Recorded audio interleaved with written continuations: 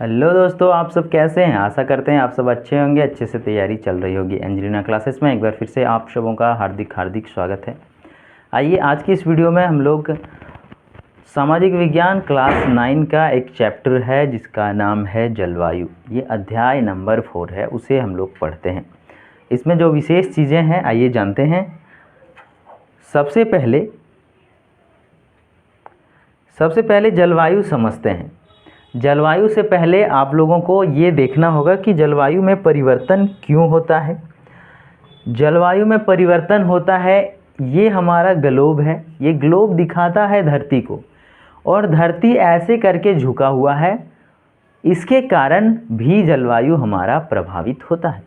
यानी कि जलवायु परिवर्तन का एक कारण हमारा जो 23.5 डिग्री झुका हुआ हमारा धरती है, पृथ्वी है, और झुक के जो धुरी में घूमती है उसका कारण भी है। ठीक है, हालांकि और भी कारण हैं। आइए हम लोग वन बाय वन जानते हैं। इस कारण को हम लोग डिटेल में बाद में पढ़ेंगे। अभी फ़िलहाल पढ़ते हैं जलवायु का क्लास 9 के लिहाजे से ये चैप्टर में क्या क्या चीज़ें हैं। पहले, एक विशाल क्षेत्र में लंबे समय अवधि यानी कि 30 वर्ष से अधिक में मौसम की अवस्थाओं तथा विविधताओं का कुल योग मतलब 30 साल में क्या परिवर्तन हुआ। ठीक है, पहले पेड़ ऐसा होता था, पहले बारिश सावन आने के बाद होती थी, अब सावन से पहले हो जाती है। पहले ठंडे की मौसम में कम वर्षा होती थी, अब ठंडे के मौसम में भी होती है। पहले वर्षा ज़्यादा होता था ताकि धान अच्छे से हो पाए, अब पहले ही वर्षा होकर ख़त्म हो जाती है, और जब धान की ज़रूरत पड़ती वर्षा का तो नहीं होता है। ये सारा कारण है 30 वर्ष में जो परिवर्तन हुआ मौसम में, उसी को कहते हैं जलवायु। मतलब आप लोग यहाँ पे साफ तौर पर देख सकते हैं कि एक विशाल लंबे समय अवधि जो कि 30 वर्ष से अधिक हो, उसमें मौसम की अवस्थाओं और विविधताओं का कुल योग ही जलवायु कहलाता है। अभी थोड़ा सा हम लोग मौसम को जानते हैं। मौसम एक विशेष समय में एक क्षेत्र के वायुमंडल की अवस्था को बताता है। मौसम तथा जलवायु के तत्व हैं, जैसे तापमान मौसम में भी है, जलवायु में भी है। वायुमंडलीय दाब, पवन, आर्द्रता, वर्षण मतलब वर्षा, ये सब जो है वो इसके तत्व हैं। मतलब वायुमंडलीय दाब खराब हुआ तो मौसम भी खराब होगा, जलवायु भी खराब होगा। मतलब ये सब इसके पार्ट्स हैं, तत्व है। ठीक है, यानी कि समझ जाइए मौसम और जलवायु दोनों लगभग सेम चीज़ है। मौसम थोड़े समय के लिए और जलवायु लंबे समय के लिए। मौसम का बड़ा भाई है जलवायु, बस यही समझिए। ठीक है, अब मौसम और जलवायु में कुछ अंतर है, उसे आइए हम लोग पढ़ते हैं। देखिए, मौसम हमेशा छोटे समय की वायुमंडलीय दशा को दर्शाता है, वहीं पे जलवायु एक लंबे समय के वायुमंडलीय दशा को दर्शाता है। मौसम की पढ़ाई को मौसम विज्ञान कहा जाता है, जलवायु की पढ़ाई को जलवायु विज्ञान कहा जाता है। अब मौसम और जलवायु समझ गए, आते हैं मानसून में। मानसून भी इसका एक पार्ट है। मानसून शब्द की उत्पत्ति अरबी शब्द मौसिन से हुई है, जिसका शाब्दिक अर्थ है मौसम। यानी कि मानसून जो है वो बना है मौसम से। मानसून का अर्थ एक वर्ष के दौरान वायु की दिशा में ऋतु के अनुसार परिवर्तन ही मानसून कहलाता है। क्लियर? चलिए अब ये देखिए जलवायु के कुछ पार्ट्स, कुछ कारक है। मानसून का रचना तंत्र, ऋतुएं, और कारक इसका जो जलवायु का है वो है स्थिति, समुद्र से दूरी, ऊंचाई, पवनें, जेट धाराएं। ठीक है, यानी कि कहाँ पे लोग रह रहे हैं उस हिसाब से वहाँ का जलवायु होगा। समुद्र से कितनी दूरी पर हैं उस हिसाब से उसका जलवायु होगा।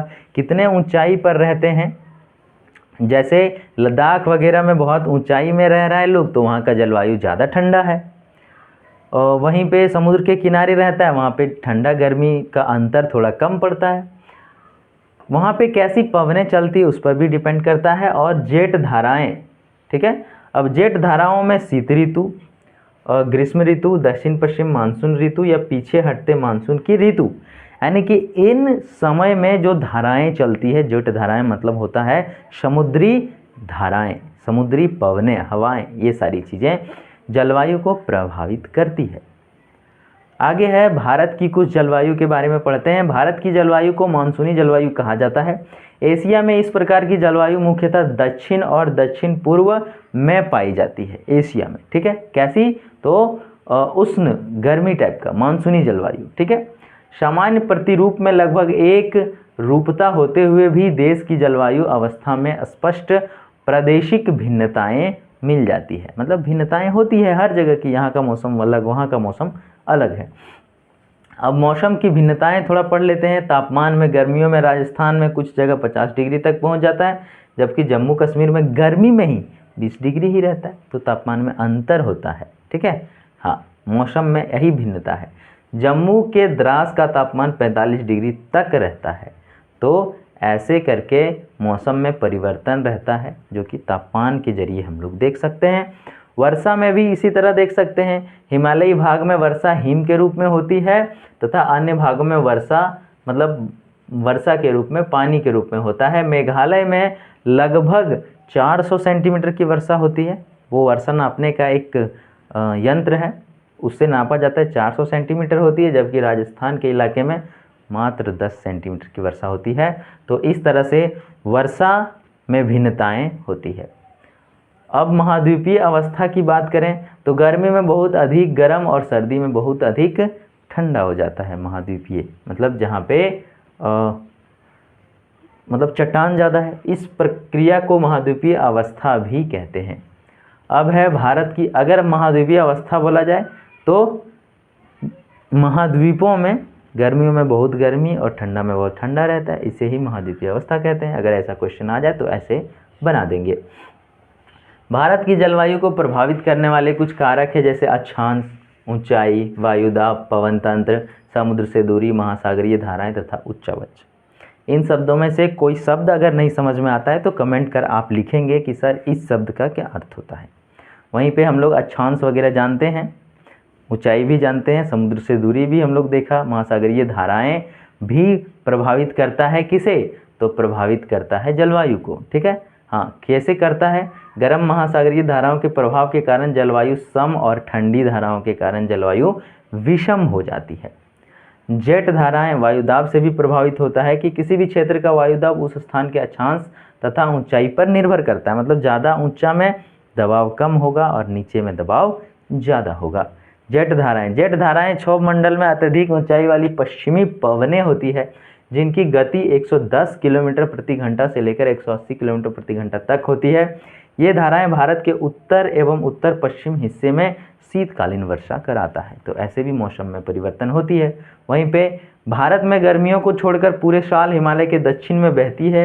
ये धाराएं 27 डिग्री से 30 डिग्री उत्तर अक्षांश के बीच बहते रहती है।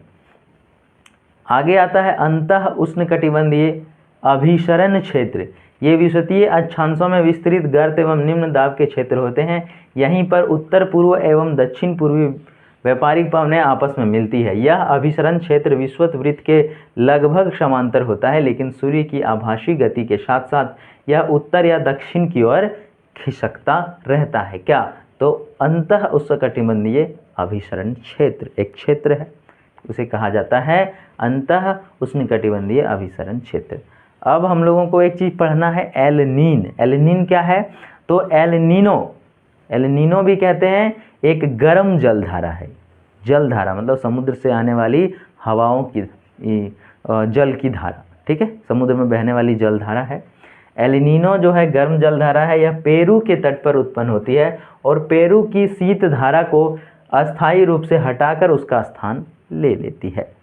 मतलब ऐसे एक शीत धारा आ रहा है, गर्म धारा एल नीनो आ रहा है, तो वो शीत को धकेल देता है और वहीं पे चला जाता है। अब मानसून का फटना वगैरह वगैरह हम लोग नेक्स्ट वीडियो में पढ़ेंगे। तो अगर वीडियो अच्छा लगा हो तो लाइक कर दें, सब्सक्राइब कर दें, चैनल में नए हो तो। मिलते हैं ऐसे ही नए वीडियो में, तब तक के लिए टाटा बाय बाय।